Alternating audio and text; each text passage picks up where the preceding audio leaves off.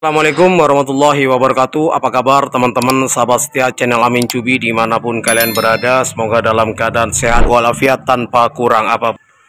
Pada kesempatan kali ini saya akan menunjukkan teman-teman perbedaan antara membran ya atau keran bensin otomatis milik MX Jupiter MX Old ya, seperti ini. Lah ya. Perbedaan antara membran yang masih berfungsi dengan normal dengan membran yang sudah rusak teman-teman ya, karena kelancaran bensin yang keluar dari membran ini itu menentukan mesin motor berbet langsamnya dan tarikannya, susah hidupnya. Itu biasanya juga salah satu pengaruhnya ya dari membran ini teman-teman ya.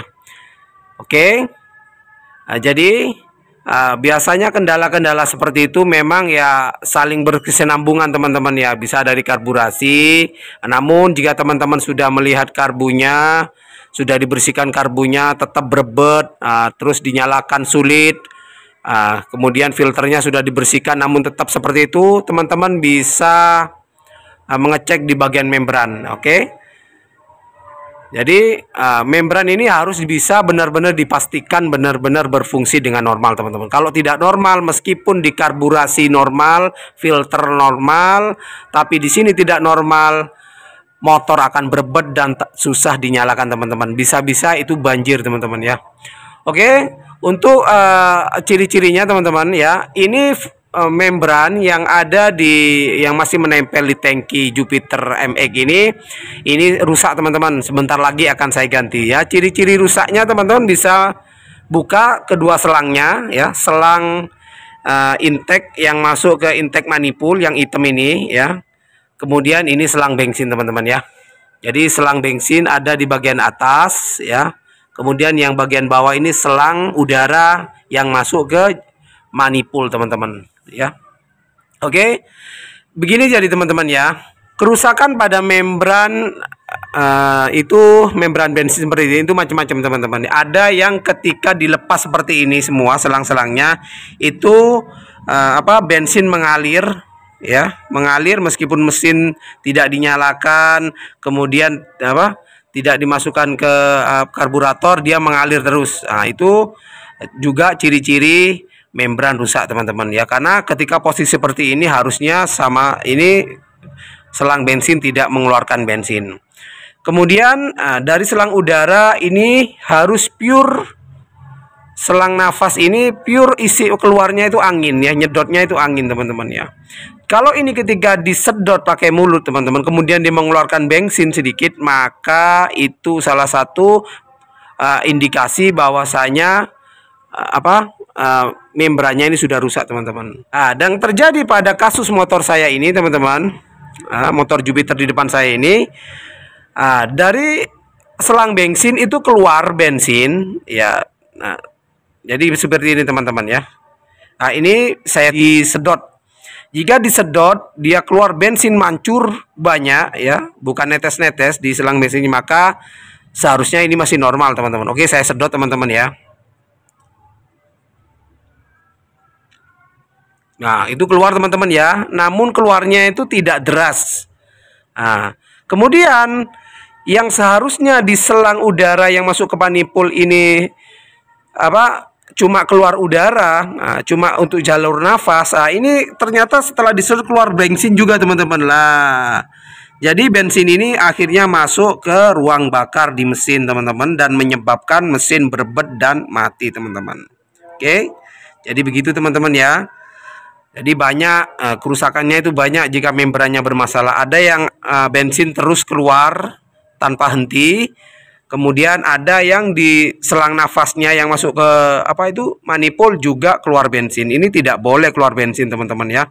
Karena kalau ini keluar bensin ketika disedot dengan mulut, maka otomatis ketika kita pasang ke intake manifold situ di leher manifold, ketika disedot oleh manifold dia masuk. Jadi bensin masuk ke manifold, maka akan terjadi basah di busi dan motor akan berbet dan mati teman-teman. Oke teman-teman, silakan buka ya tangkinya ya, di empat baut ini kita buka saja begini. Kalau bensinnya terlalu banyak, teman-teman bisa kuras dulu. Kalau tidak, ya kita miringkan saja. Oh iya, di bagian bawah kita lihat ya, selangnya kita copot dulu teman-teman ya. Selang bensin kita copot, kemudian selang udara kita copot teman-teman ya. Kita miringkan saja seperti ini, tidak perlu dibongkar semua ya. Oke, ini sepertinya sudah diganti juga teman. Oke, kita lepas dua baut ini teman-teman ya. Ini bensin yang ada di tangki separuh teman-teman. Jadi tidak perlu dikuras, bisa dimiringkan cukup seperti ini. Namun kalau banyak ya dikuras dulu teman-teman, karena takut luber.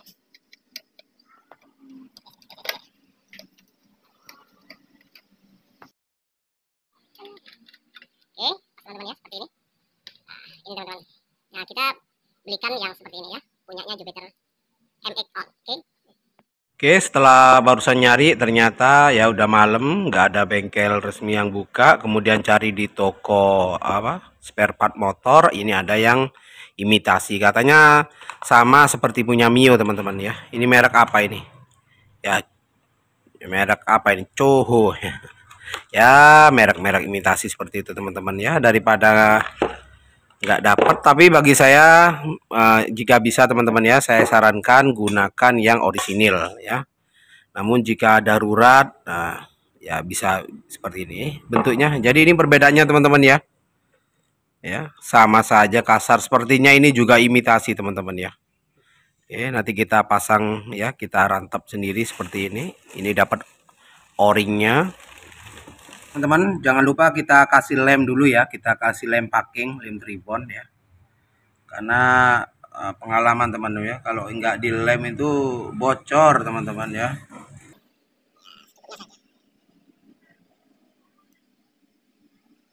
Jadi saya diratakan aja ya. Ini kalau saya dikasih teman-teman ya, di jeding-jedingannya sini dikasih. Ya. Jadi bukan hanya di atasnya, tapi di bawahnya merata. Ya, gitu teman-teman ya. Biar mengantisipasi bocor. Kita pasang karetnya seperti ini ya. Kemudian tambahkan lagi sedikit di atas ya. Nah, itu teman-teman ya. Memang rata-rata teman saya dan saya kalau lagi masang seal-seal seperti ini ya, khususnya di bensin seperti ini, itu kalau nggak pakai lem nggak bisa teman-teman, tetap bocor. Padahal ini kan udah ada sealnya, udah ada karetnya, tapi ya tetap bocor. Oke, kita masukkan saja teman-teman ya, seperti ini. Oke, kita kencangkan teman-teman ya,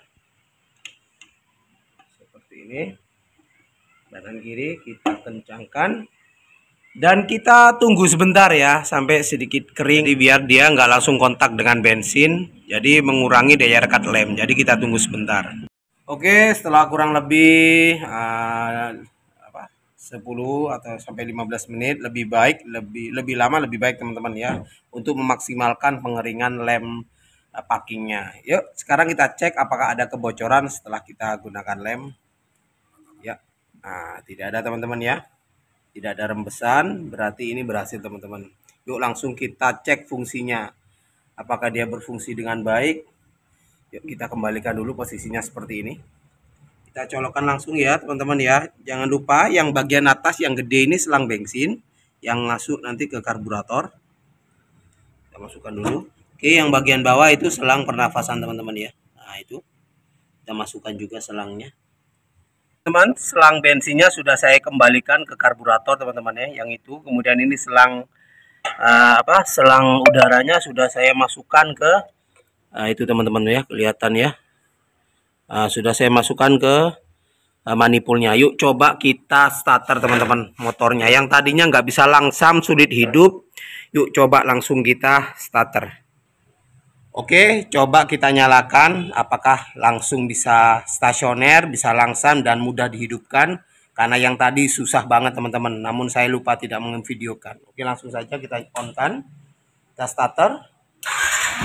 Oke, tanpa susah payah, mesin langsung hidup teman-teman ya. Dan langsung langsam, teman-teman tinggal mengatur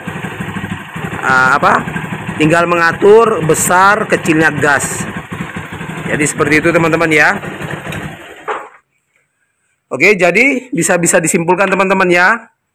Jadi membran atau keran bensin otomatis seperti ini sangat berpengaruh pada kinerja karburator.